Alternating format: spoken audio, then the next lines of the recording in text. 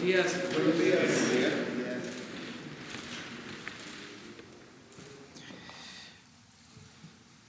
El día de hoy vamos a dedicarlo a contestar preguntas porque vamos a salir, vamos a Sinaloa a una gira a Villa Unión para seguir visitando los hospitales del IMSS Bienestar y por la noche vamos a estar en Guasave en la inauguración del estadio, la rehabilitación que se hizo al estadio, porque inicia la temporada de béisbol del Pacífico. Mañana vamos a estar en el Hospital del Fuerte y por la tarde vamos a San Quintín, a Baja California. Vamos a hacer una gira por el norte, de modo que salimos hoy. Tenemos tiempo para contestar las preguntas. Empezamos.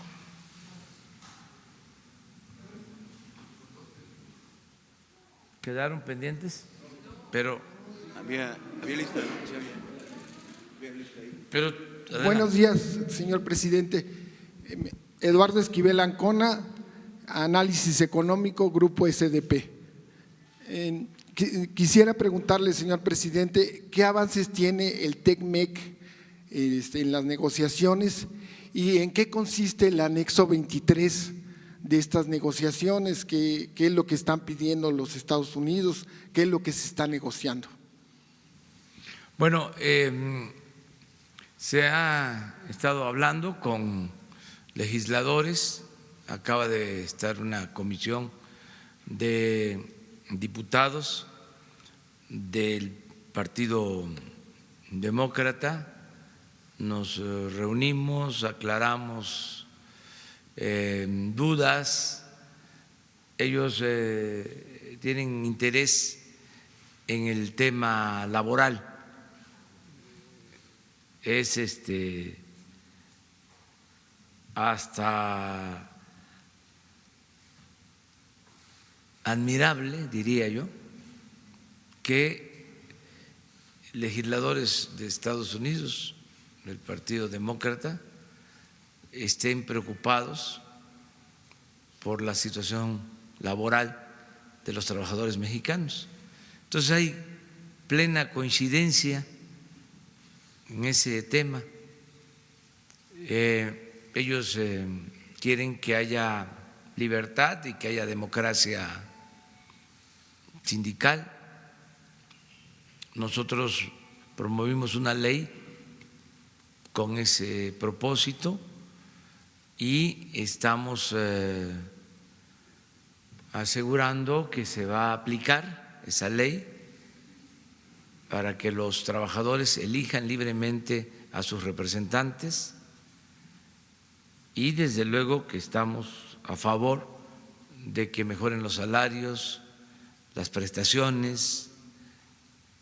Desde luego esto no se puede hacer por decreto, esto tiene que irse dando de acuerdo a las posibilidades económicas del país, de las empresas, porque se requieren tener las fuentes de trabajo, no quebrar, no cerrar empresas y hacerlo como se llevó a cabo este año en un acuerdo entre el sector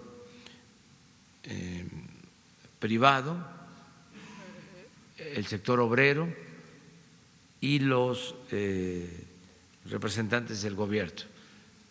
Se llegó al acuerdo del aumento salarial del 16% y así estamos trabajando ya para el próximo aumento en los salarios.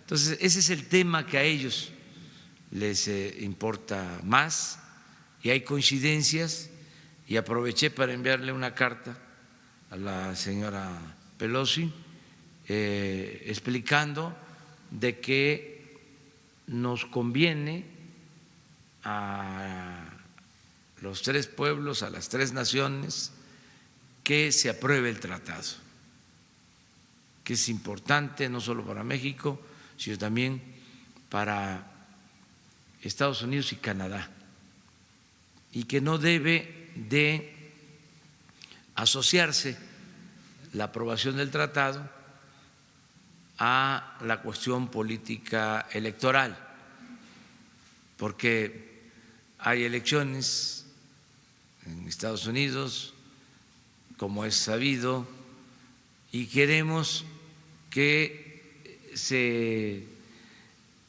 aísle lo más que se pueda este asunto, para que no se involucre en las diferencias que se generan por contiendas políticas electorales, las pasiones que despiertan los procesos electorales, pues no deben de contaminar lo que tiene relación con la aprobación del tratado. Creo que van bien las cosas, se va avanzando y tengo confianza en que se va a aprobar, porque también creo que en este tema son más las coincidencias que las diferencias, no solo en México, sino también en Estados Unidos, sean del Partido Republicano, sean del Partido Demócrata, hay la convicción de que conviene aprobar el tratado en los dos partidos. Desde luego, es normal que se pida información, se busque llegar a acuerdos en algunos temas que ya están aprobados. Nosotros pues estamos dispuestos a que se apoye el acuerdo, no estamos pidiendo ningún cambio, ya nosotros lo aprobamos, lo aprobó el Ejecutivo en México y lo aprobó el Poder Legislativo, el Congreso. Entonces estamos esperando nada más la decisión de Estados Unidos. ¿Y Canadá? Y de Canadá, creo que en el caso de Canadá hay mejores condiciones. No quiere decir que esté complicado en Estados Unidos. Yo estoy optimista, yo incluso había pensado que para septiembre se aprobaba, todavía no termina octubre, yo creo que puede en este mes aprobarse. No veo conflictos mayores, creo que no conviene a nadie el que se demore, el que se retrase la aprobación del tratado en Estados Unidos.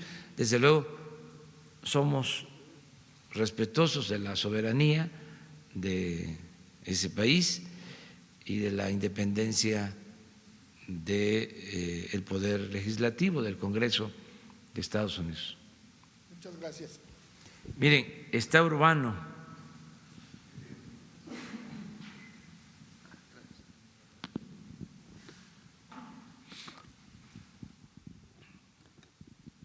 Buenos días, señor presidente. Yo quisiera preguntarle, ¿qué opina usted de la nueva actitud en el Poder Judicial, en la Suprema Corte, y la salida de un importante juzgador del primer circuito, Jorge Camero, que era la voz disidente en el proceso de Santa Lucía, por una parte? La segunda, quisiera preguntarle si tiene usted reportes de la Unidad de Inteligencia Financiera respecto a una investigación en el gobierno de Morelos, concretamente contra Héctor Pablo Ojeda, imputado por vínculos con prestanombres de empresarios muy cercanos a Javier Duarte, ¿verdad? Y en ese mismo contexto, en Morelos, ¿qué opina usted de las declaraciones del gobernador, que dice que incluir a familiares ahora ya no es nepotismo, sino eficiencia por el perfil? Esa sería la segunda. Y un pequeño apunte. Ayer usted citó al secretario Víctor Manuel Toledo, titular de la Semarnat. Si bien no está en contra de usted, ha manifestado fuertes diferencias hacia sus proyectos. Caso específico, la refinería de Dos Bocas, bueno, la construcción de la refinería de Dos Bocas, el Tren Maya. Él está por la emisión de una declaratoria de emergencia ambiental en el concierto mundial, como lo han hecho países como Inglaterra, y que México no quiere entrar a esto. Pero recientemente en la Universidad Nicolaita de Michoacán, él se pronunció en favor de las autodefensas y dice que son heroicas y que son dignas y que hay que apoyarlas, lo cual sistemáticamente está contradiciendo su discurso. ¿Qué opina de esto? Y saber si el próximo lunes en el informe de seguridad se va a incluir también el tema de las autodefensas. Gracias, señor presidente. Muy bien. Bueno, yo celebro el que se actúe en el Poder Judicial para combatir la corrupción. Desde luego, no se puede condenar a nadie sin presentar pruebas, sin llevar a cabo un proceso como lo establece la ley. Pero es un hecho inédito, sobre todo en los últimos tiempos, el que por corrupción o por presunta corrupción, para ser cuidadosos, se destituya a un magistrado. La Suprema Corte tiene, lo hemos dicho en otras ocasiones, y hay que seguirlo repitiendo, porque la política debe ser cada vez más asunto de todos, y antes no se informaba y la gente no sabía cuál era la función de las instituciones, cuáles eran esas funciones y cómo actuaban las instituciones. Por ejemplo, si preguntamos a quienes nos están viendo, en honor a la verdad que es revolucionaria, la mentira es reaccionaria, ¿quiénes sabían que existía la judicatura en el Poder Judicial? Y si añadimos a esto y preguntamos si sabían de la judicatura, pero si sabían sobre las funciones de la judicatura, yo estoy seguro que la mayoría de los mexicanos no tiene conocimiento de esta institución. En la época de la Reforma y de la República Restaurada, el ciudadano en general conocía la Constitución, estaba más informado.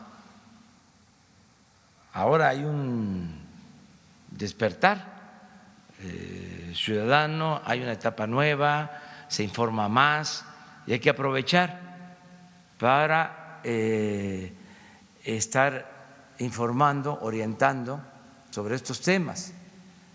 La judicatura, pues, es el organismo que tiene el Poder Judicial para resolver las diferencias o las malas conductas que se puedan dar al interior del Poder Judicial.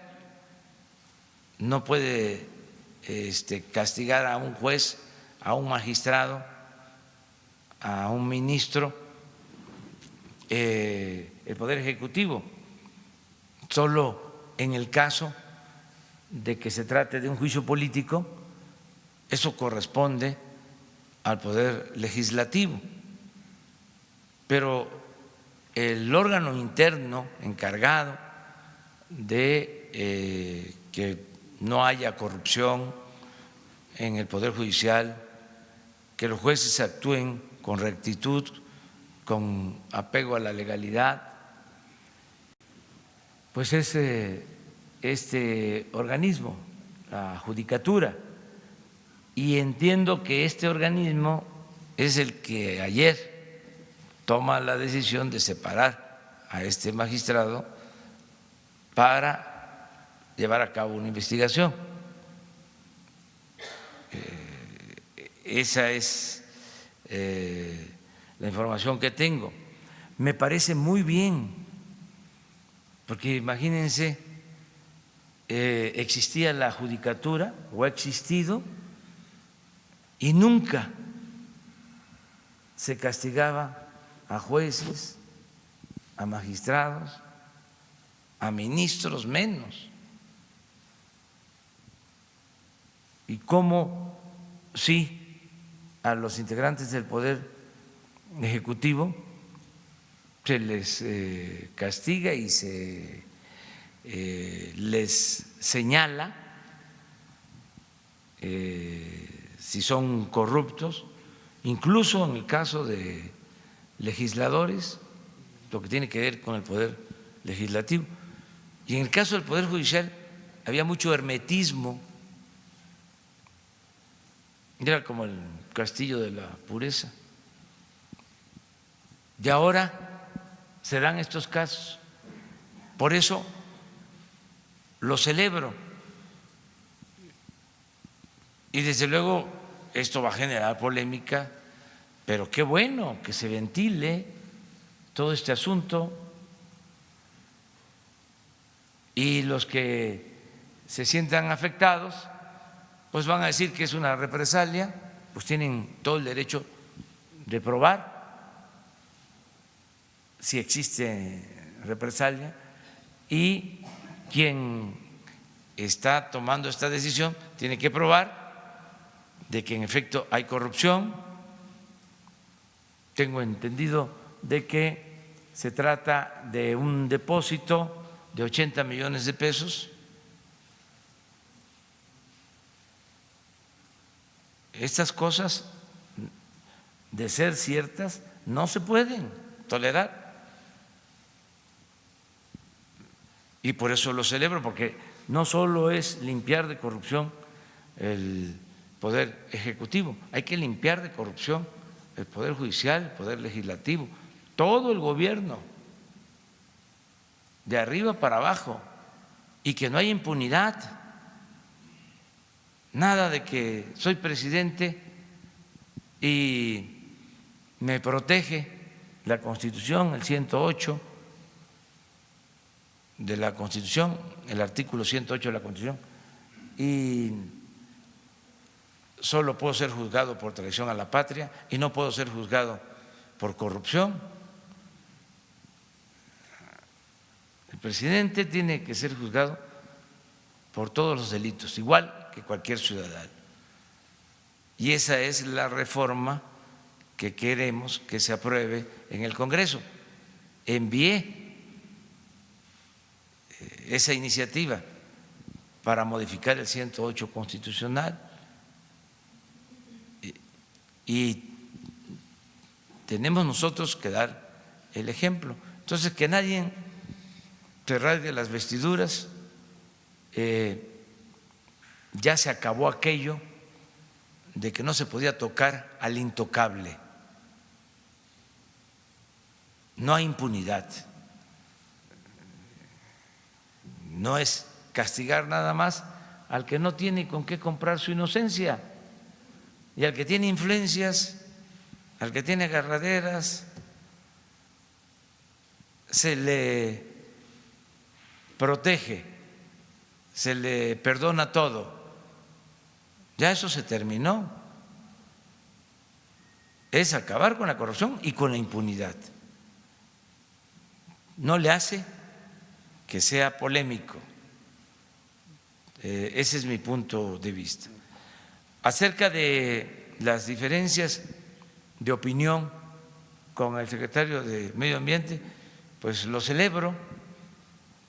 Se tienen no solo con el secretario de Medio Ambiente, ayer hablábamos de diferencia con el secretario de Hacienda, que estaba planteando que no fue tan exacto, sino lo propuso como algo a analizar, de que aumentara la edad de jubilación. Yo dije que no. Pues esto es propio de un gobierno democrático. La secretaria de Gobernación también habló de abrir el debate para la legalización de la marihuana. Yo planteé de que hay que esperar, que tenemos otros asuntos que atender, pero esto es muy bueno que existan estos puntos de vista. No sé cuál otra pregunta. Yo le agradezco mucho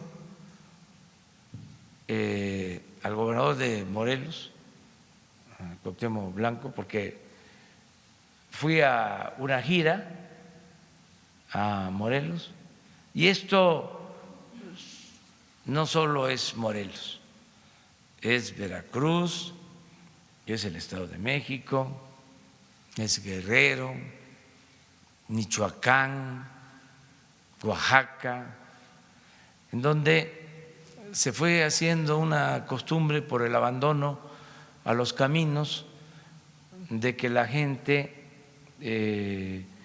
niños, adultos, tapan los huecos con tierra.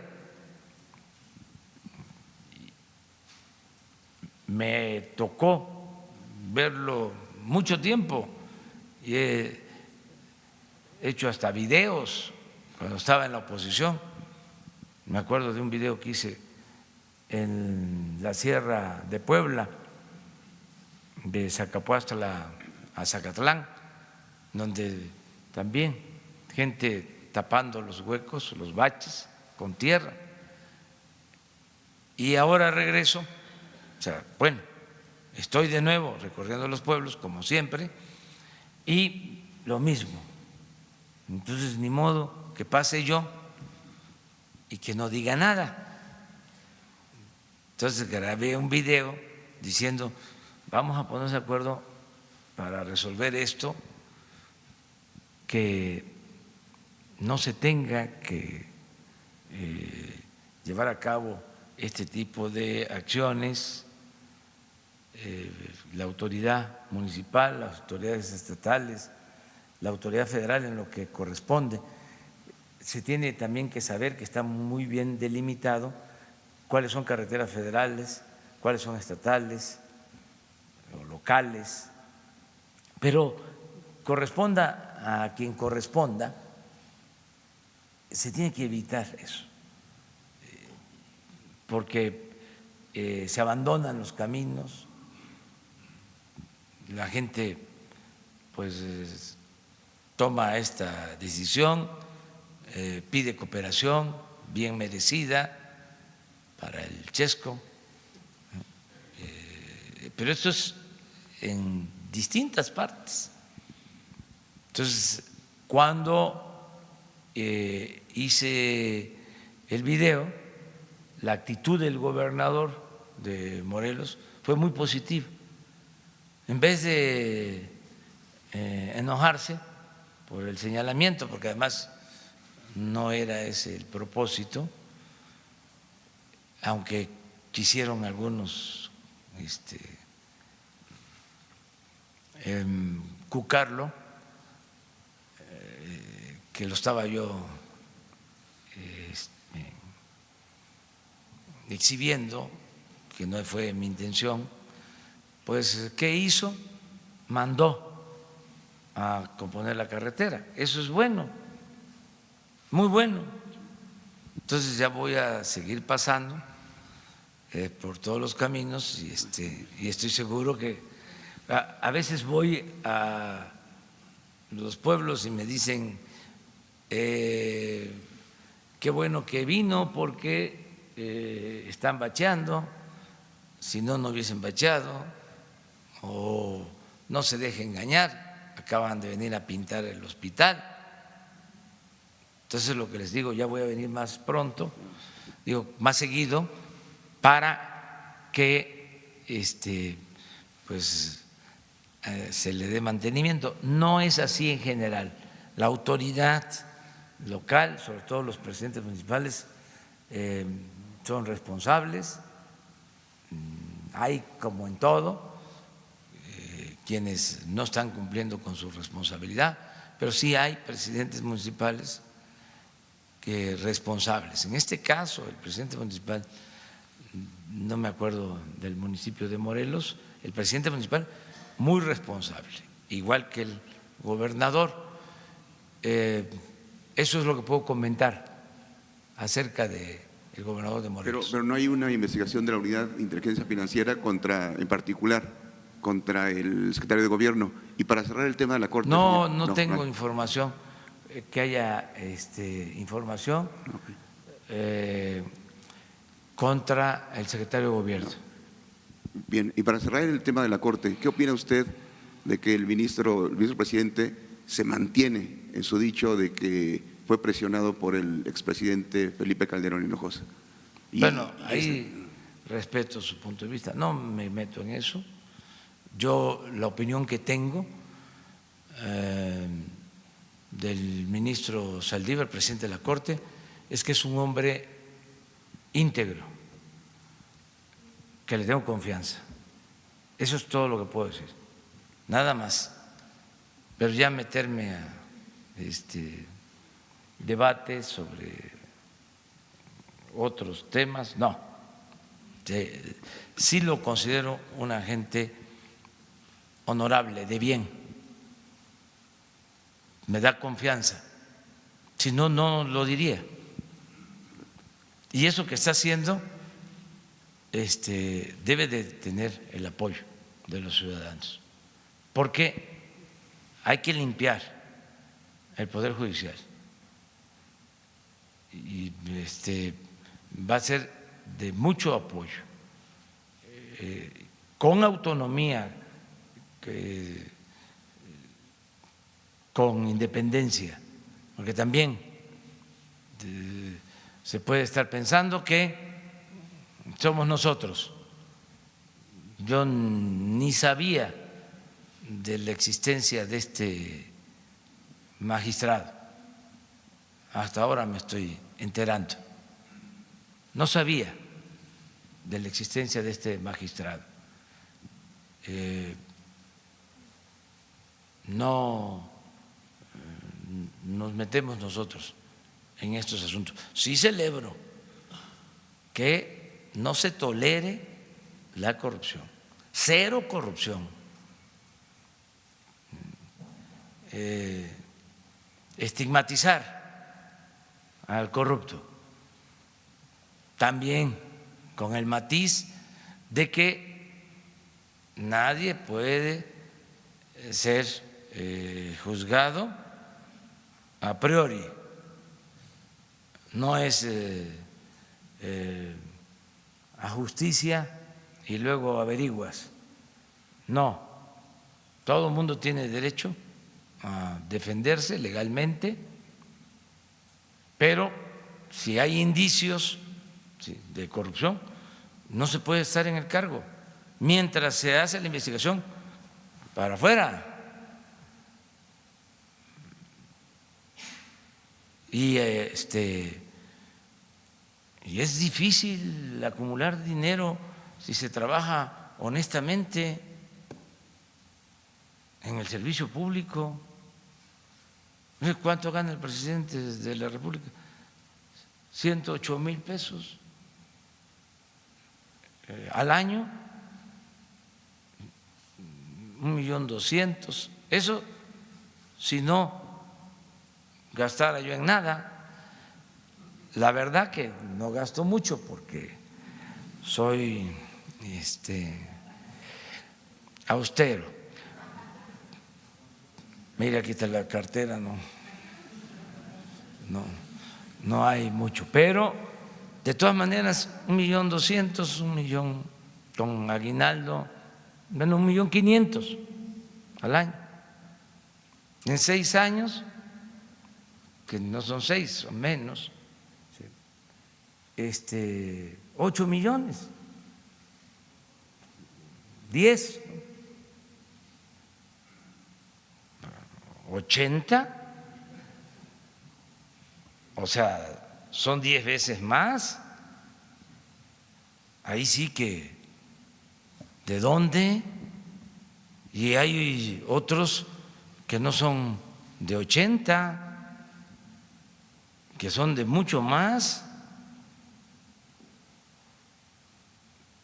Entonces, ya se acabó. El gobierno no es para hacer negocios, es para servirle al pueblo. Y antes se veía normal,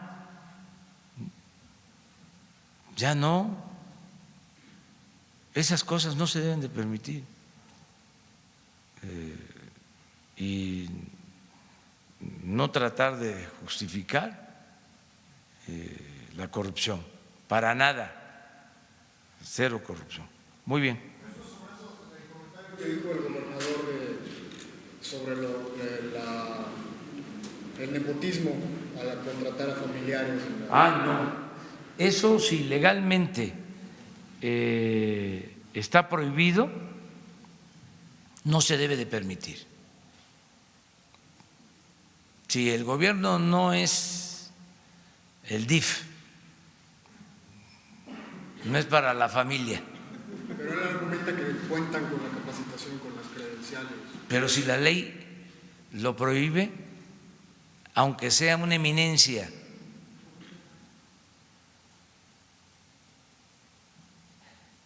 y además no solo es un asunto legal, es un asunto ético. La política es un imperativo ético.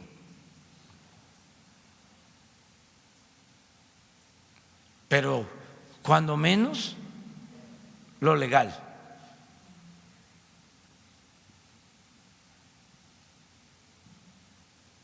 Bien, Carlos Pozos.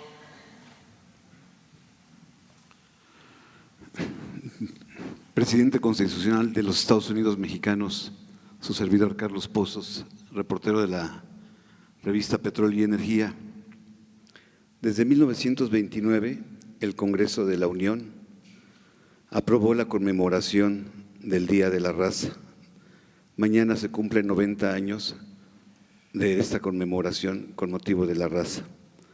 Estos datos, presidente, se los doy porque el pasado 18 de septiembre se llevó a cabo la subasta de 120 piezas arqueológicas precolombinas patrimonio mexicano en Francia. En el programa de la compañera Carmen Aristegui, Ana Lilia Herrera, otra gran periodista, da a conocer que en las administraciones del presidente Fox se robaron 651 piezas. Con Calderón se robaron 2.140 piezas. Y con Enrique Peña Nieto, tan solo al mes de agosto de 2016, se llevaba nada más la cantidad de 2.200 piezas robadas. Mi pregunta es, presidente, tiene varios incisos, corchetes. ¿Qué acciones se van a tomar en contra de esta casa de subastas o quedará en el olvido? ¿Qué acciones va a tomar en contra del tráfico del patrimonio nacional? Y si nos pudiera dar un avance del reclamo del penacho de Moctezuma, y si es posible que la secretaria de Cultura, Alejandra Fraustro, y Diego Prieto de Lina, nos pudiera hablar de esta problemática que día con día se da por parte de europeos, norteamericanos, que les compran las piezas a muchos mexicanos de escasos recursos. Gracias, presidente. Bueno, es un tema muy importante, trascendente, que amerita la definición de la política de la nueva administración, del nuevo gobierno, sobre la protección y la defensa de nuestro patrimonio histórico, cultural. Entonces sí considero que Alejandra Fraustro y el director de ELINA, Diego Prieto, vengan aquí a hablar sobre este tema. Hago ese compromiso, porque sí hemos presentado ya protestas. Invitaríamos también a que nos informaran los diplomáticos de Relaciones Exteriores que han estado tratando este asunto, tanto de la subasta reciente, porque se actuó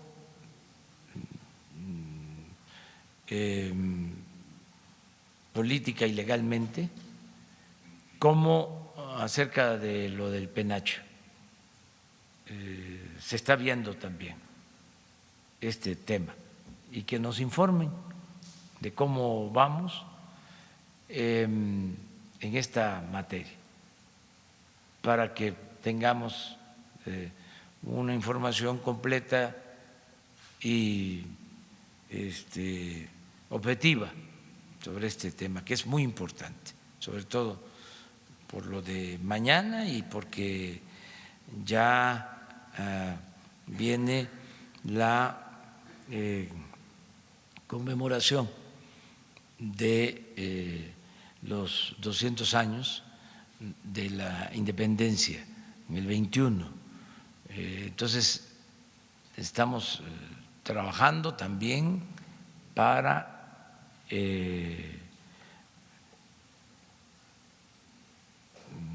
darle todo el peso, toda la importancia a nuestra memoria histórica, ¿sí? Y poder recordar de dónde venimos, nuestra historia, y tener muy presente cuando México formalmente se constituye en nación independiente. Entonces, vamos a tratar este asunto. Cuando mandé unas cartas con este propósito hubo mucha polémica. No estamos tocando ahora ese tema. No quiere decir que lo olvidamos, porque consideramos que son momentos para la reconciliación y que se debe de pedir perdón por los abusos que se cometieron durante la invasión, en este caso la conquista, y pedir perdón por todas las invasiones y también por la represión a comunidades, a pueblos originarios, y no nos afecta en nada el que actuemos así entre las naciones y hacer lo propio nosotros, pedir perdón por la represión, por atrocidades, por el exterminio que significó, por ejemplo, el trato a los yaquis durante el porfiriato, el destierro de los yaquis, el despojo de sus tierras y convertirlos en esclavos, y la muerte de miles de yaquis, y lo mismo el asesinato de miles de ciudadanos chinos en nuestro país. Todo esto lo tenemos que reconocer y lo mínimo es ofrecer un perdón. Yo también, con todo respeto, estoy planteando el que se reconsidere lo de la excomunión de los padres de nuestra patria. Si se dio, si no se dio, tocar el tema. Son asuntos que pueden generar polémica, pero no deben de ocultarse.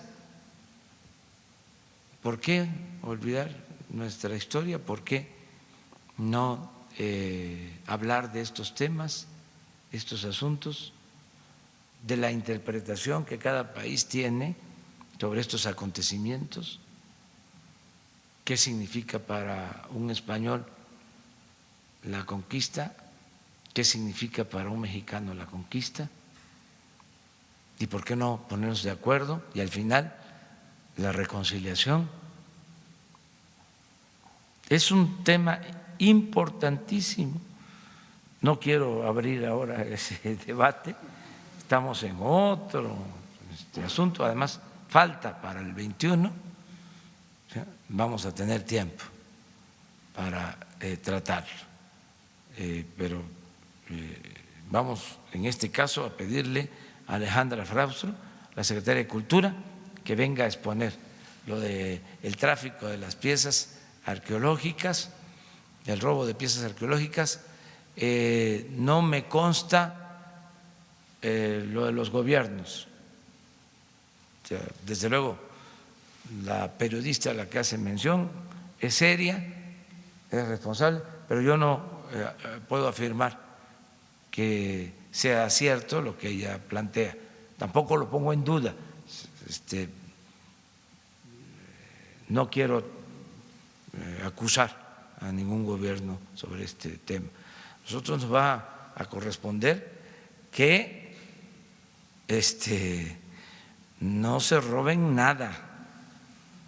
Nada, nada, nada. Aquí, por ejemplo, está el patrimonio cultural, obras de artes de la Secretaría de Hacienda. Se están ahora revisando inventarios porque pintores, artistas pagaban sus impuestos, creo que lo siguen haciendo, no estoy tan seguro, con obras de arte. Y también hubieron gobiernos que compraron colecciones de obras de arte. Entonces estamos viendo dónde están las esculturas, las pinturas, dibujos, todo lo que es patrimonio de la nación que tiene en custodia la la Secretaría de Hacienda y tener los inventarios para que no desaparezca nada absolutamente. Presidente, ¿podríamos los mexicanos saber las causas de la dimisión del exministro Eduardo Medina Mora y saber si usted ya pensó en la terna de los personajes que puedan sustituir a este exministro y para cuándo enviaría en la próxima semana esa terna a la Cámara Alta? Pues yo lo que sé, porque corresponde al Poder Judicial y a la Fiscalía General, yo lo que sé es que se abrió una investigación en la Fiscalía. No conozco los detalles, no conozco el expediente porque no me corresponde. Supe de que hubo una solicitud de información a la unidad de inteligencia financiera y se envió la información a la Fiscalía General de la República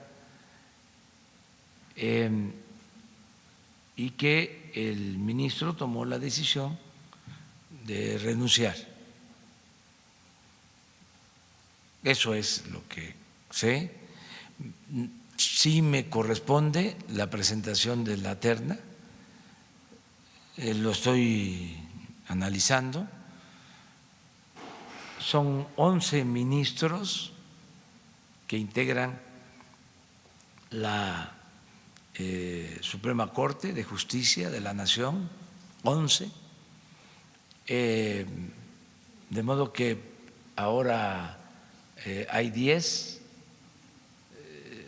no dejan de hacer su labor, si son 10, no es un asunto que amerite resolverse pronto, además debo de tomarme mi tiempo para que la propuesta al Senado sea lo mejor de lo mejor, sobre todo poniendo por delante la honestidad.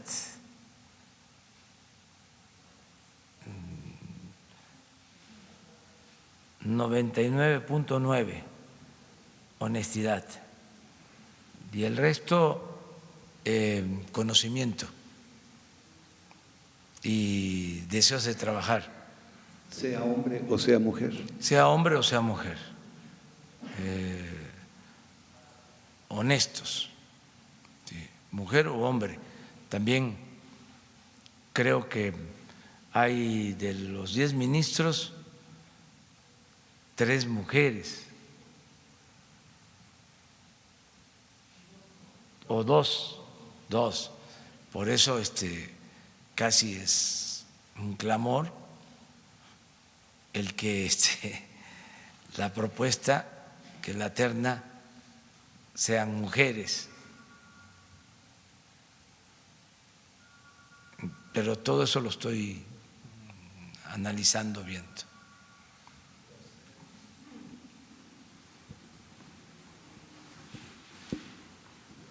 ¿Sí? ¿Tú? Hola, presidente, buenos días. Un asunto nada más. En el caso de Medina Mora, ¿permanecen las cuentas congeladas de Medina Mora después de que presentó su renuncia a la Corte? ¿O cuál es la información que tiene? Esa sería la primera pregunta.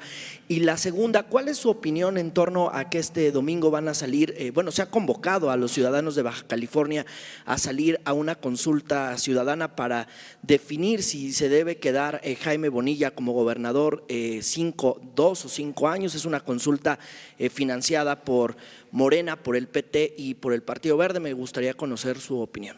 Bueno, la información sobre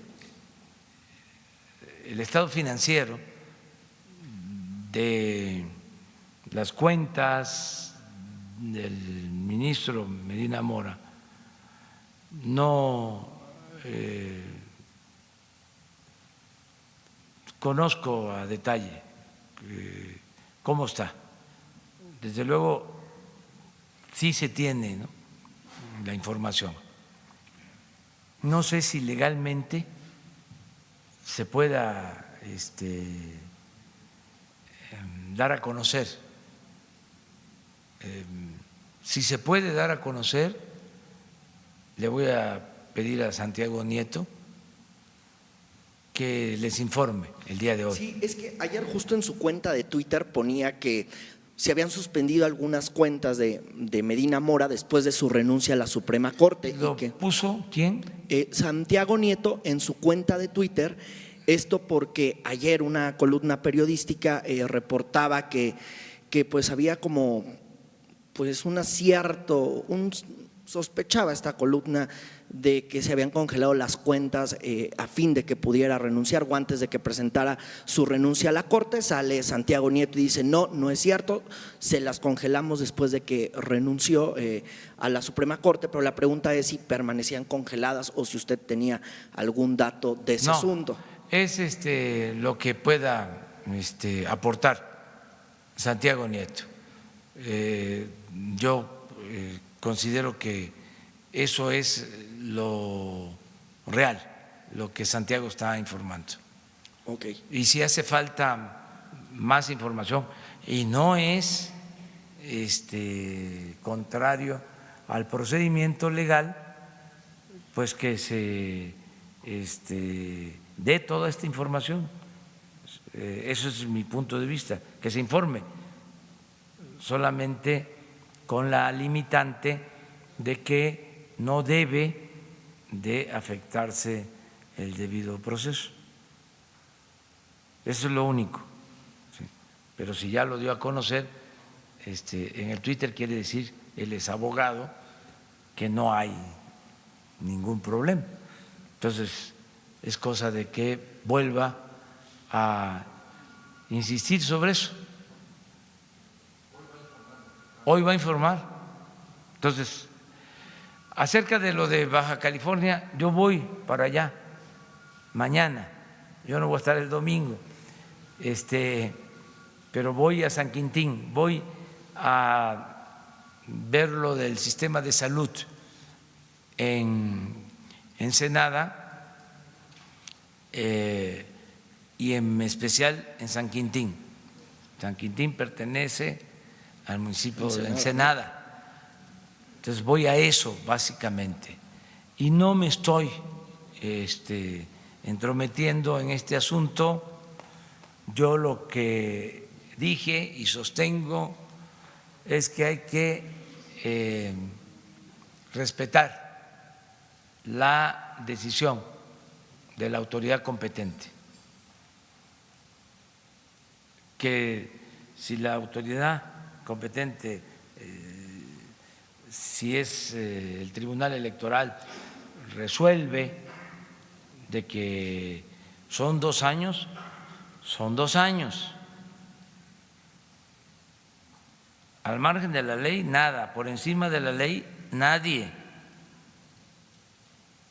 Si la autoridad competente resuelve de que está bien la decisión que tomó el Congreso local, pues eso, el que no son 2 años sino más, pero que sea la autoridad la que resuelva, la que corresponda. No meternos nosotros. Yo no estoy involucrado en este asunto, es algo incluso que me produce pena, me da pena, porque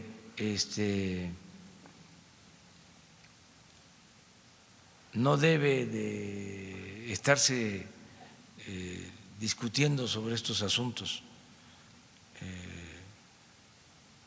Hay que respetar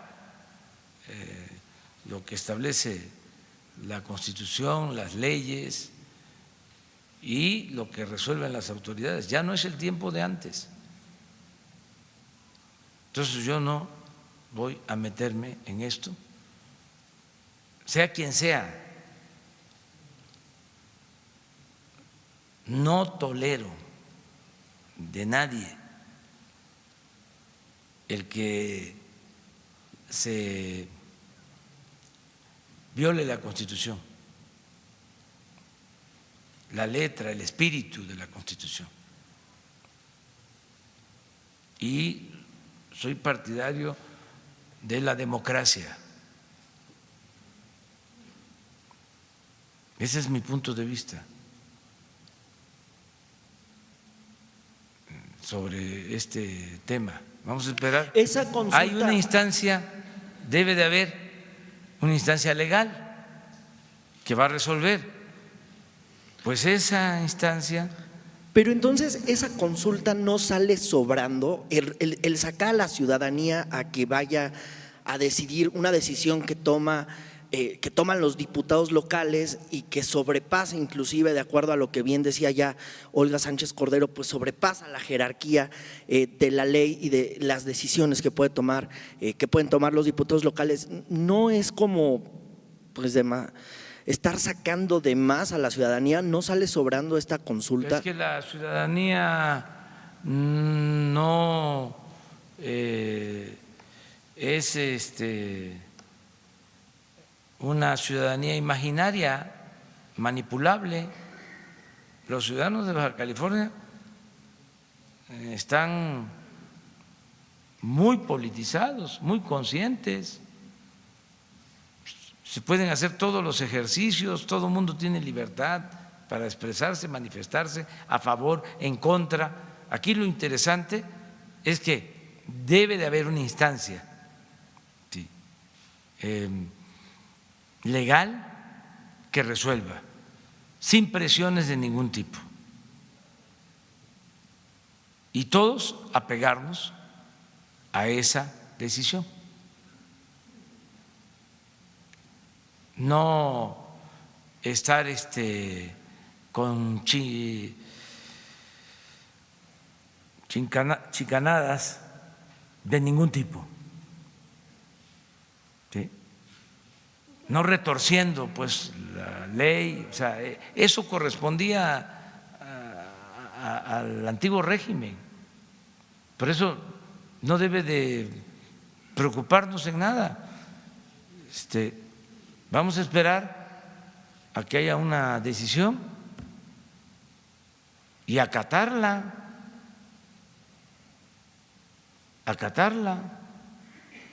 agotar las instancias legales y ya resolver sobre este asunto. Y no le hace que lo haya planteado Morena o el PT o todos los partidos, porque esta decisión, les recuerdo, de ampliar el periodo, la tomó el Congreso local, que tiene mayoría panista, porque a veces se olvidan las cosas. Entonces, quien sea, no importa. Si se está pisoteando la ley, si se está dañando la democracia, no debe de permitirse. Pero tiene que ser la autoridad la que resuelva. Y si es buena o no es buena la consulta, pues que se haga la consulta, que todo el mundo se exprese, que todo el mundo se manifieste. Al final, en este caso en particular, va a ser la autoridad la que va a resolver. Se lo dejan a la cancha del Poder Judicial. ¿Mande? Se lo dejan a la cancha del Poder Judicial. Sí, que el Poder Judicial resuelva. ¿Y el domingo mantiene su agenda privada aquí en Ciudad de México? ¿El domingo? El domingo, Es que regreso. de San Quintín. Sí, Ok. regreso. Es que me quedo a dormir allá en Ensenada y al día siguiente regreso para acá, domingo. Ok, gracias.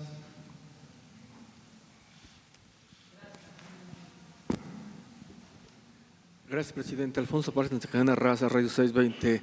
Preguntarle sobre este llamado que usted hace sobre la reconciliación, sin entrar en el tema político, velo con ese… ¿Cómo? No te sobre el escucho tema bien. de la reconciliación, Sí. que usted hace un llamado, que es momento de actuar ya, de pedir perdón. ¿Sería el momento de que los expresidentes hicieran lo mismo? Obviamente, tomando el tema no de la conquista, y todo lo que se ha visto, todo lo que han hecho con los pueblos, con la gente y últimamente el reciente caso Ayotzinapa, todo lo que ha pasado en nuestro país, ¿será el momento que realmente ya los expresidentes hicieran ese tipo de conciencia y pidieran perdón al pueblo por todo lo que ha sucedido? Pues sería extraordinario, pues un acto de humildad nunca visto. Sería bien recibido por la gente, ¿sí? Porque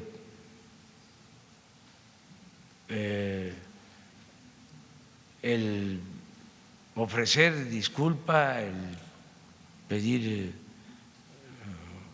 perdón, ¿sí? Es de seres humanos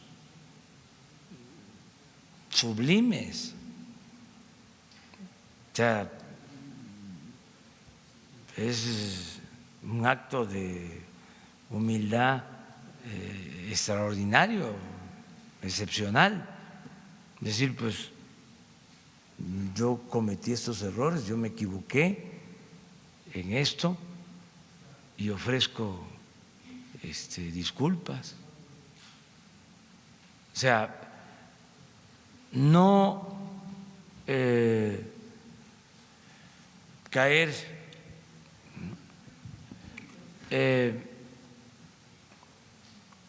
en la soberbia, ¿no? Sí, rectificar, saber rectificar,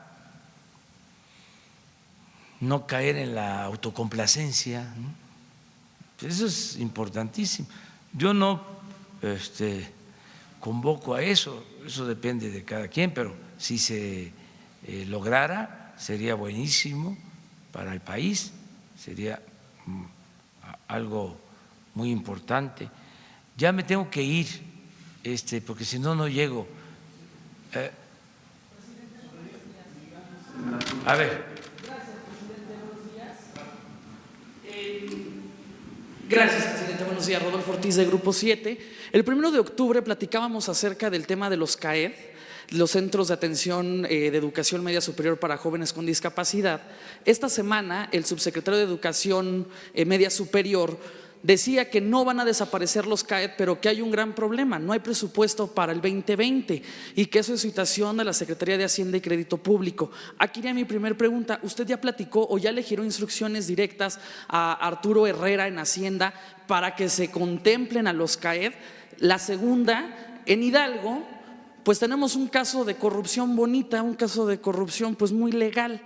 Una universidad en el 2019 se vio beneficiada con 200 millones de pesos adicionales a su presupuesto, aprobados desde el Congreso local, la 64ª legislatura, porque dentro del Congreso hay un grupo parlamentario también de Morena, por supuesto, que es la mayoría, pero dentro de este grupo Morena hay un grupo de esta misma universidad que pues bueno, han trabajado, y eso también lo podemos llamar como corrupción, a beneficio de los intereses de esta casa de estudios. Ninguna otra universidad en el 2019 se vio beneficiada con este tipo pues de partidas adicionales superiores a los 200 millones de pesos, y pues bueno, se sigue peleando para que en el 2020 pues sigan buscando estos beneficios personales en esta casa de estudios. Claro ejemplo es la Junta de Gobierno del Congreso local. Ya habían llegado a un acuerdo con las fracciones parlamentarias de que la Junta iba a ser rotativa y pues bueno, por permanecer ahora quieren crear pues una nueva junta y como que suplir a la Junta de Gobierno. Sí la entregamos a la siguiente fracción parlamentaria, pero nosotros entonces ahora nos vamos a blindar de esta parte para poder seguir otorgando este tipo de situaciones a esta universidad. Y en el tercer tema que traigo el día de hoy, hay más de 90,000 jubilados del Instituto Mexicano del Seguro Social en el país que no han podido recibir los beneficios de la cesantía y de la vejez por una jurisprudencia en la Suprema Corte de Justicia. Aquí mi pregunta es, presidente, ¿usted de qué manera pudiese ayudar a estos jubilados del IMSS para que reciban este recurso? Estamos hablando que es un promedio de 300,000 pesos, más o menos.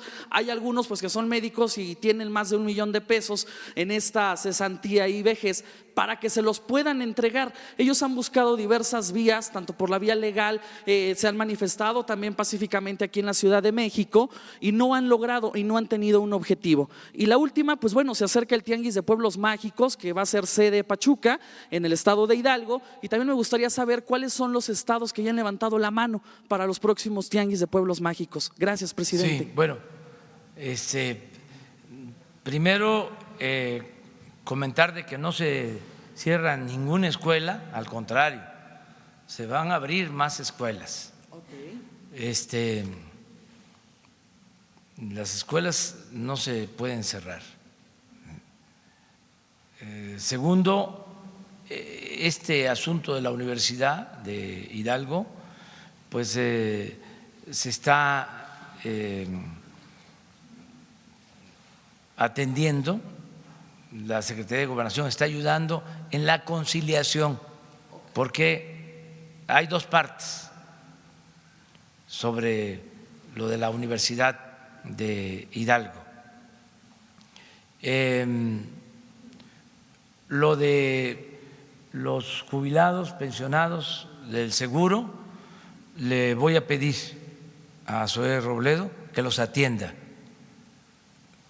que tú nos ayudes para que quienes tienen esta demanda se entrevisten con Zoé y le planteen. El director del Instituto del Seguro Social, Zoé Robledo, es un extraordinario, muy buen servidor público. Estoy muy contento con su desempeño y es una gente recta y sensible, y si hay un derecho, si es un asunto de justicia, va a ser atendido. Eso es lo que puedo comentar. Lo de los pueblos mágicos, yo estoy constantemente en las comunidades, celebro que se mantengan las costumbres, las tradiciones, las lenguas, nuestras culturas. Celebro eso. No sé si pueda asistir a Pachuca, pero si no puedo yo estar, sin duda va a estar la Secretaría de Cultura y vamos a apoyar todo eso. Ah, claro, Miguel Torruco también.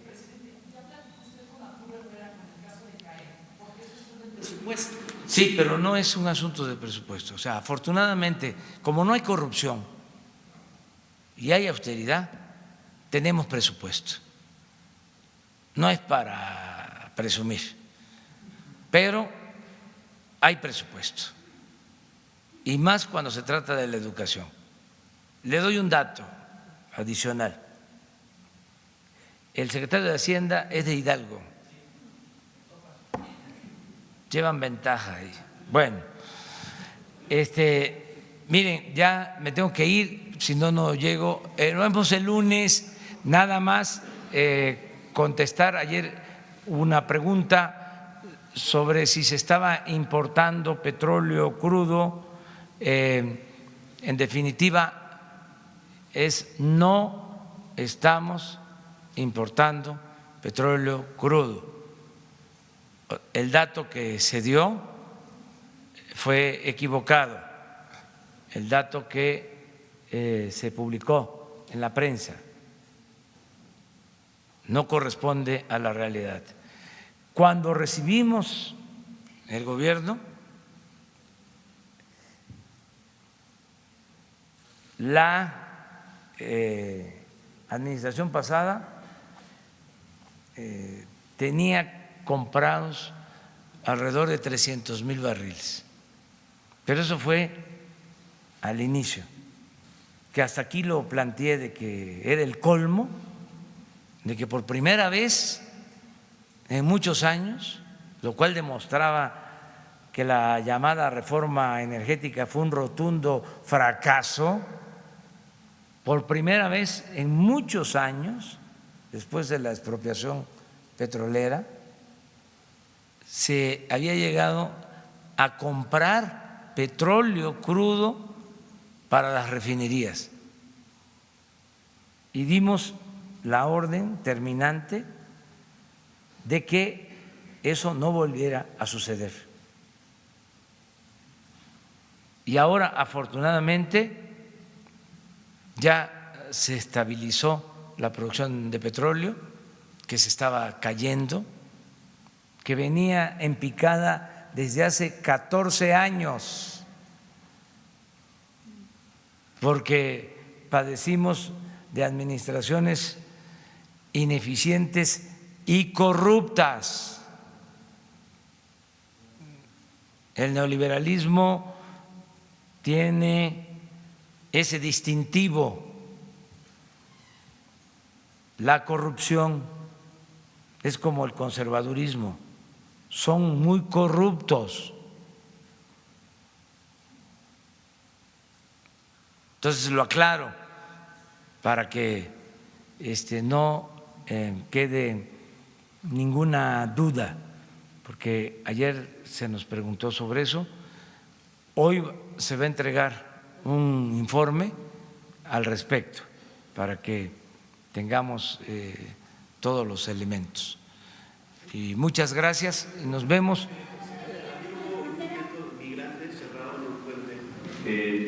¿No vas a ir a la gira? Esta vez no voy a ir, presidente. Bueno, nos vemos el lunes. Adiós, adiós.